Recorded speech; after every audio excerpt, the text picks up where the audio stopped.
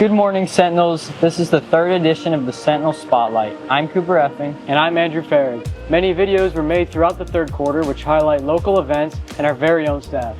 Starting with a new teacher who is beloved by many students. Followed by a recently elected superintendent with many plans for the future of education. Then a lighthearted story about the expansion of agriculture at the fair. And a local celebrity who is the talk of the islands and pops up in a place you might not expect. All of this and more on your Sentinel Spotlight. Let's roll the intro.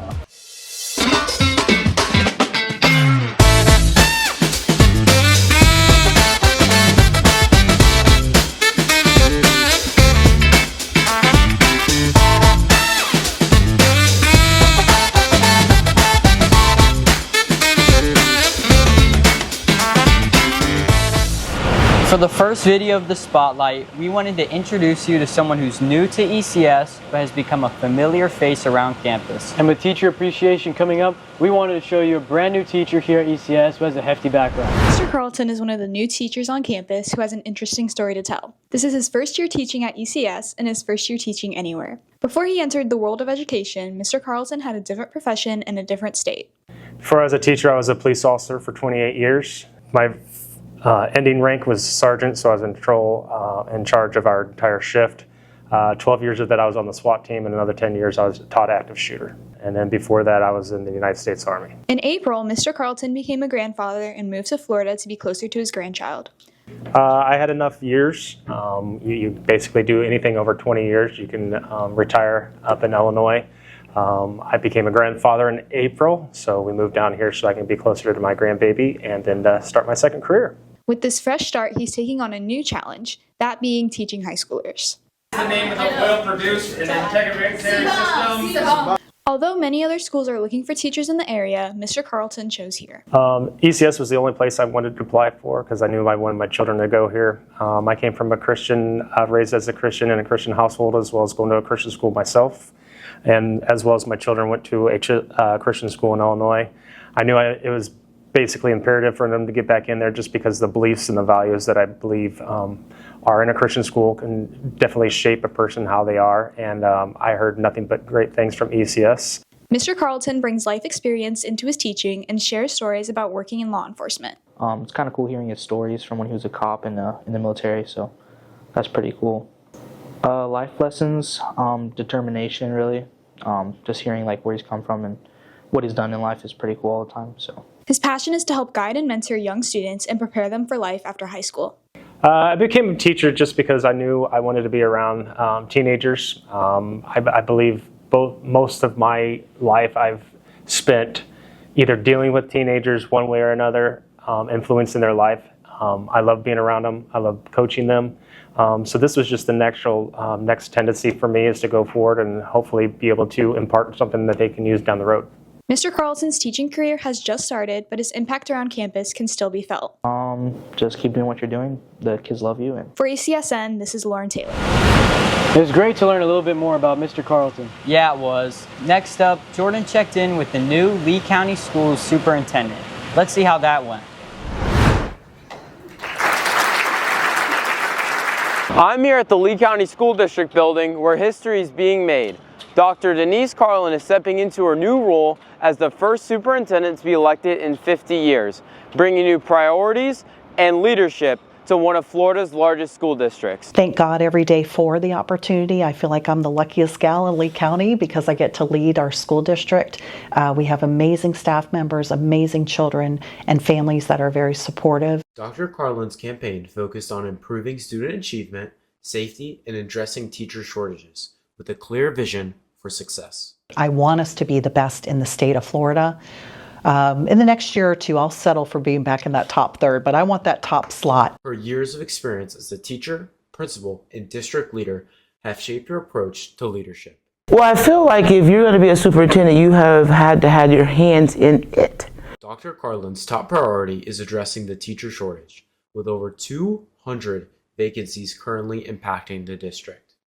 We right now have 200 plus teachers that were short. That is going to be erased. We are not going to have a teacher shortage in Lee County. Another cornerstone of her leadership is accountability, empowering parents and students while setting clear expectations. is the whole thing going back to the accountability piece. She is really for holding the parents and the students accountable for especially their behaviors. With a commitment to collaboration and high standards, Dr. Denise Carlin is ready to lead Lee schools into a brighter future. For ECSN, this is Jordan Nader. It was cool to talk to our first elected superintendent in 50 years. Definitely, I agree. Well, now let's change things up a bit. Check out Chase's profile on the beloved Lee County Agricultural Fair. For over 100 years, the Lee County Fair has been known for its wonderful rides and its great food. But there's a whole other side, the agricultural side. For 2 years now, Lee County has taken over the fair, focusing more on their agricultural side. Let's go take a look and see what it's all about.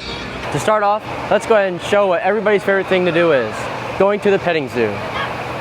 Oh, so my family, which was started by my dad, Martin Nesbitt, we've been doing this for a little over 20 years. We started doing camel rides, and then we started doing a few birthday parties, and then we started getting asked by a couple fairs. So we started out doing what you see here. And so you're educating people on these animals and why we need to keep them alive and keep their habitats alive, and just keep pushing for better welfare towards the animals. Cowtown, you get to have a real hands-on agricultural experience. You get to milk the cow. We talk to the kids about turning cream into butter, the way farm life was self-sustaining back in the old time. So we've seen the petting zoo and the countryside of life. Now let's take a look and see what the Lee County Sheriff's Office has to offer here as well. It's Nan's Ranch. It's named after the sheriff's grandmother. It's great. Everybody loves the animals, and the inmates take care of all of the animals. It's an inmate-based program. They come out, they work with the animals, feed the animals, and then they can come back or they can call back in and get a recommendation for a job. And it doesn't seem like they'll be going anywhere soon. Just look at the traffic. It truly shows how attractive these animals are to the public. It was great to see the other side of the fair and all of its beauty. For ECSN, this is Chase Gordon. Thanks, Chase. It's really cool to see all those different aspects of the fair. Yeah, I'll definitely check it out. But let's go ahead and take a break from traditional news and see what's been going on in sports. Thanks, Cooper. Well, Chase, to start us off, we couldn't neglect talking about our girls basketball team who made it to the Final Four for states this year. That's true, Lauren. It was an exciting season for sure. Game after game of blowouts. Let's take a look at one of their big matchups earlier on in the season. Last season, the girls basketball team made history with their state championship win. This season, the team has been focusing on defending that title. With the regular season wrapping up, the team's focus has been sharper than ever as they work towards another state championship title. This season has been about maintaining focus and building momentum as the team sets their sights on another state championship. Coming off their first state championship win last season, the Sentinels have worked tirelessly to prove they belong at the top. Teamwork has been their foundation. Every player is focused on their role, pushing each other to new heights and staying united under pressure. My teammates, I know they count on me and I count on them, so we just work together. Being the defending state champions has come with its challenges. Every team they face brings their best game, eager to dethrone them. Teams are really rising up because it's good that they have to rise up against players. That's respect for us, and I appreciate it, but we're playing a tough schedule, and we expect to go and play for another state championship this year, Nader. With every opponent aiming to beat them, the Sentinels have embraced the pressure and used it as motivation to push themselves even further. They coach crazy. We are at them every day. We don't let up. We are always raising the bar. It's great to be state champ, but Nader, you know, that's last year. That's 2024. It's 2025. Somebody else got to win this year, and we want it to be us. Under the guidance of their dedicated coaching staff, the team has embraced the challenge of staying at the top, knowing the playoffs will test their resolve. The Sentinels know what it takes to succeed. With heart, hustle, and championship dreams, they're ready to defend their title. For ECSN, this is Jordan Nader. Well, although they weren't state champs again, the girls finished their season with a record of 22-8. That's still impressive, and it was their third trip to Lakeland in the postseason, so I'm sure they're going to be a force to contend with next year. Well, there's also another girls team who did great within their season this year. The girls soccer team made it to regionals in their season, so let's check out one of their games. Sentinels on three! Sentinels on three! 1, 2, 3, Sentinels! Tonight, I'm at the varsity girls district semifinal soccer game against Donahue. It wasn't a great first half for the Sentinels, with the Shamrocks scoring a goal in about the first 10 minutes of the game. The Sentinels were staying in it, though, when they scored a goal of their own. At least they thought.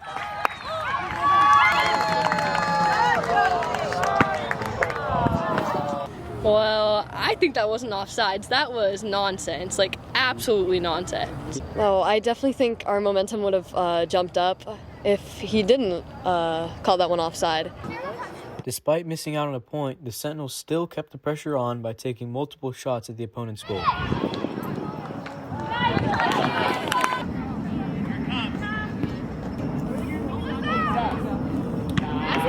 Not a single shot went in, though, until Donahue scored another goal, but the Sentinels brought it right back, scoring not one, but 2 goals, tying the game up 2-2, sending them to overtime.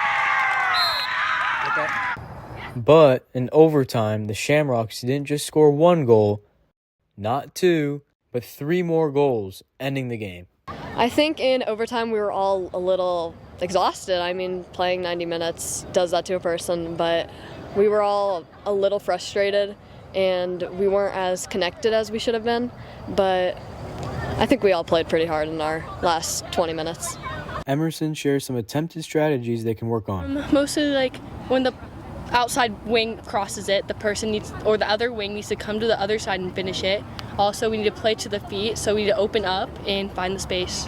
After trailing the whole first half, the Sentinels came back in the second half, scoring 2 more goals, tying the game up, sending us to overtime. This wasn't enough, though, because during overtime, Donahue scored 3 more goals, ending the Sentinel season with a score of 5-2.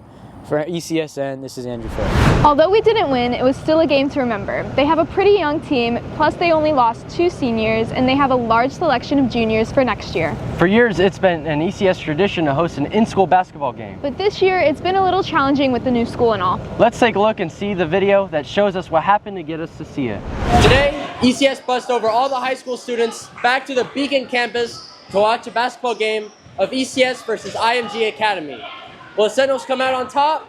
Let's find out. The game started out with the teams going all in, but it was clear to see ECS was taking the lead, ending the first quarter with 16-8. The Sentinels would continue their advantage over the other team in the second quarter, ending the first half with 35-14. Afterwards, the IMG team started stepping up to the challenge, scoring 11 points that quarter. Meanwhile, ECS was still holding an advantage, scoring 12 points, bringing 47-25 as a third quarter score. During the fourth quarter, ECS obliterated them, having the final score as 72-25.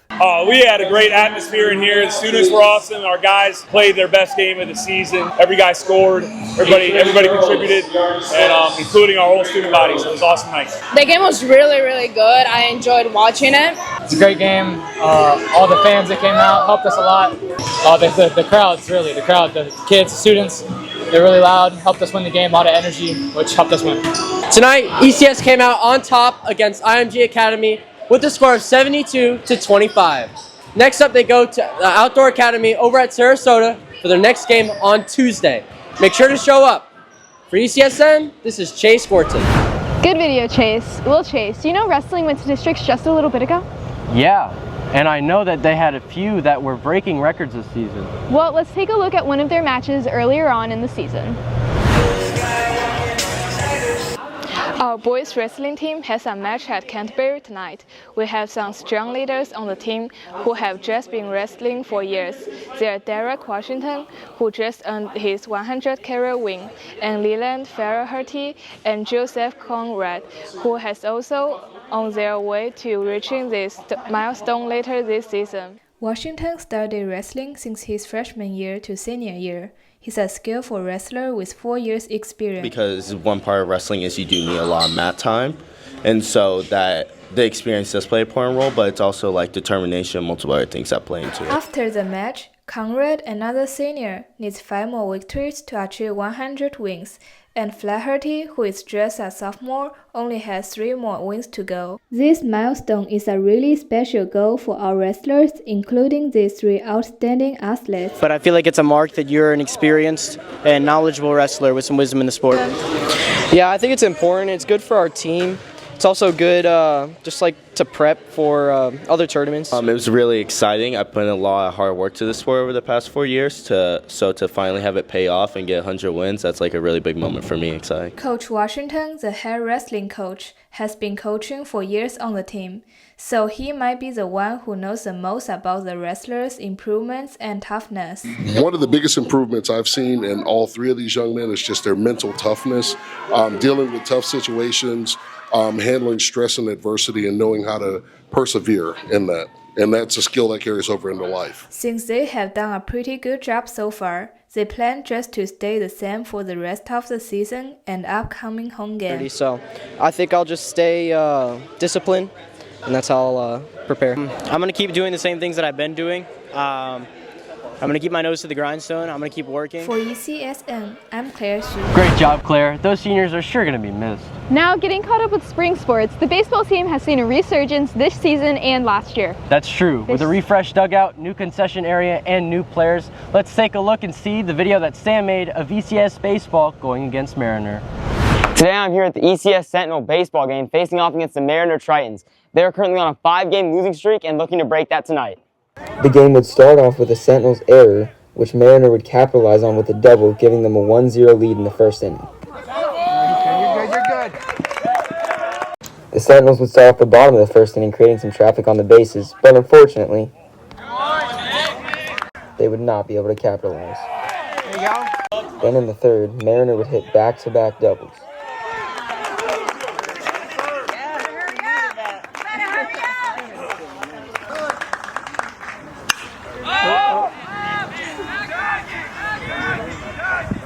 This would end up giving Mariner a 2-0 lead.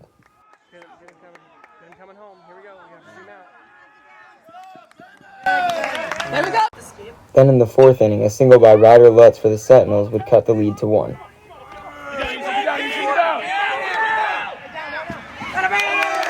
Then in the next inning, Gavin Teeter would have a single of his own for the Sentinels, tying the game up at 2-2. Then, Gavin Teeter would come through again in the bottom of the 7th inning with a single, putting the winning run on third base.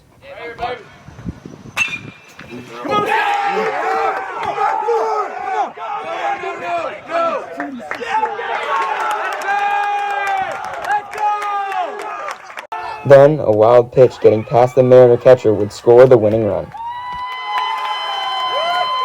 Here's what Coach Lutz had to say when asked about the team's energy and pitching performance. Awesome. I mean, the kids, you could see the energy when they, when we crossed the plate and walked it off. It was what we needed. We needed it. We stuck in there. Harry did a great job. He kept us in the game. We chipped away. We got a run here, run there. Dude, it feels so great. I've always wanted to do that. That's actually my first ever time going all 7. It's just really great to get out here, play a game I love, and do it in the glory of God. A big win tonight with a score of 3-2. The Sentinels managed to snap their 5-game losing streak and look to carry this momentum for the rest of the season. For ECSN, I'm Sam Martin. Cool, Sam, and it's nice how we went against them again with the same score on the 28th. Yep, well that's all from sports. Off to Andrew and Cooper with the rest of our show. Thanks guys, great video. But our next story is about one person making a big difference in our school's safety. Well, let's see what Scarlett was able to find out. Walking through the hallway, you may have noticed a familiar face in uniform. But who is he? My formal name is Campion Wiley. Everybody just calls me Camp for short. I'm a school resource officer for the Sheriff's Office. My formal title is Deputy Sheriff. And while ECS is Deputy Wiley's first high school, it's definitely not his first day on the job. I was assigned to Harns Marsh Middle School first, and then Oak Hammock Middle School, and then I got reassigned to the Evangelical Christian High School. I actually retired into 2020 with 29 and a half years. But he came back specifically to be an SRO. His reason?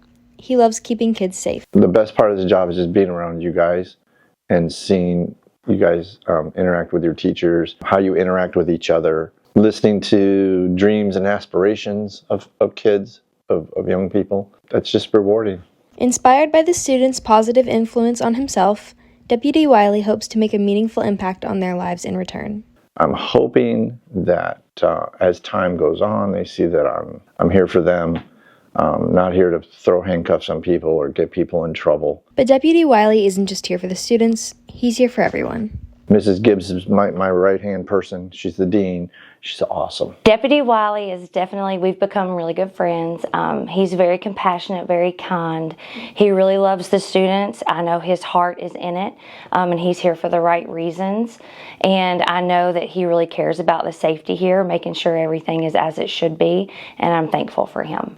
And students, like Derek Washington, recognize the value of having him on campus too. First and most importantly for our safety, but I also think it's a good thing to have SRO on our campus because it helps students understand that like cops are there for us and for our safety, and that they're not just like above us in a sense, like you're not ever supposed to speak to them. Like you'll see our SRO in the whole way, like talking, interacting with students, like it's a build connection with them. Deputy Wiley hopes to make ECS his home for years to come. For the most part, really excited about being here. I'm hoping I'm here for a while so I can make relationships.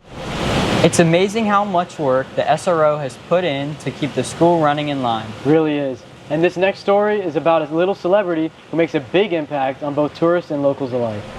In Jug Creek Fish House and Marina, just off Pine Island Road, there lives a local celebrity, but he is not an influencer. He is someone that is really close to humans.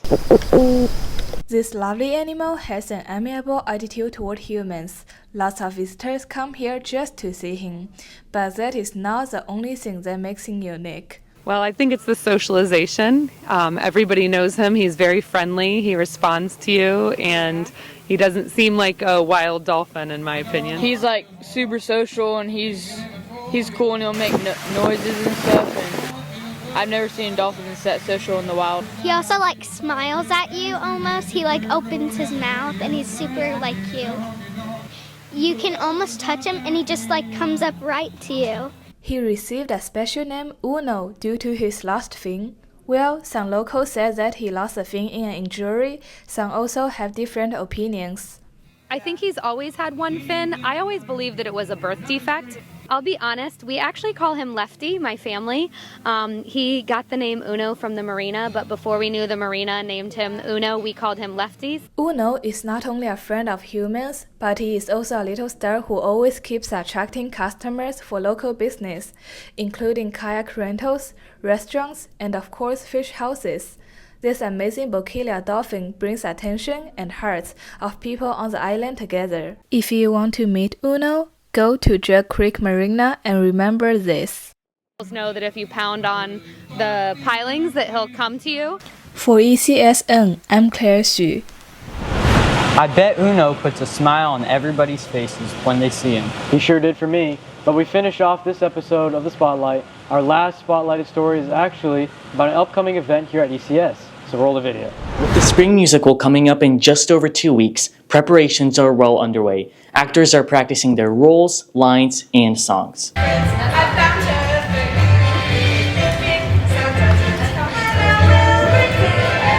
I think everyone's getting excited, like a little nervous maybe because it's only 2 weeks away, but we're getting excited and I think it's going to be really good. The annual ECS Spring Musical is right around the corner, and the cast is ready to make it count. This is the second ECS Fine Arts production of Mary Poppins. The cast is spending all afternoons and Saturdays on stage, rehearsing and correcting errors. So much the house, is it?